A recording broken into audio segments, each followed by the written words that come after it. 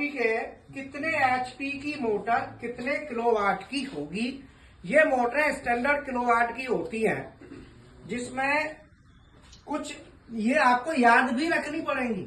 आप इंटरव्यू में जाओगे और वहां फॉर्मूला लगाने लगे ना, तो समझ लो वो समझेगा ये फ्रेशर है, इसको कुछ नहीं पता है। तो इसीलिए इनको दिमाग में बिठा के रखना है। अगर 1 एचपी की मोटर है तो वो 0.75 किलोवाट की होगी।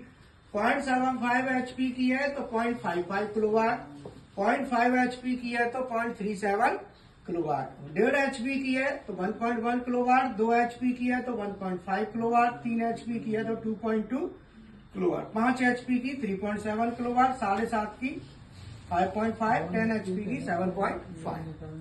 अब ये क्या है कि हमने अल्टीमेटली 746 वाट 0.746 किलोवाट बराबर 1 एचपी। अब इसमें 1 किलोवाट बराबर 1/0.746 1.34। इसका मतलब है कि 1.34 से अगर हम एचपी में भाग दे देंगे तो किलोवाट आ जाएगा। जैसे 1 एचपी है तो 1.34 इतना आया, लेकिन कैलकुलेशन निकालोगे तो वहां दिक्कत आएगी। वहां कैलकुलेशन निकालेंगे तो क्या होगा, वहां पे प्रॉब्लम आएगी। वो सामने वाला समझ जाएगा, निकाल तो तुम दोगे, लेकिन सामने वाला कहेगा भाई इसको फ्रेशर है, ये कैलकुलेशन कर रहा है, अनुभव नहीं है, एक्सपीरियंस नहीं है। तो इसीलिए ये सब चीज जरूरी होती है, आपको दिमाग में रखने पड़ेंगे। वहां कैलकुलेशन नहीं करनी, कुछ मोटरों का करके रख लो।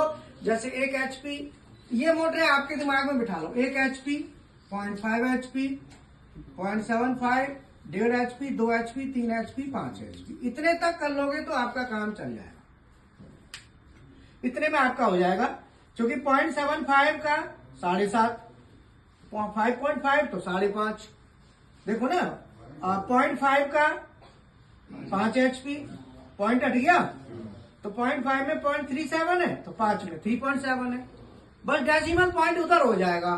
तो आपने कुल मिला के ये ध्यान रखने कि 1.5 है तो यहाँ पे 1.5 है, एचपी है ना, तो ये हमारा कितना 1.1 किलोवाट। तो ये हमारा स्टैंडर्ड है, ये याद में रखना है। कितना रखना है, आधा एचपी, पौना HP, 1 HP, 1.5 HP, 2 HP, 3 HP और 5 एचपी। 7 मोटर आपके दिमाग में हमेशा होनी चाहिए। कौन कौन सी, आधा, पौना,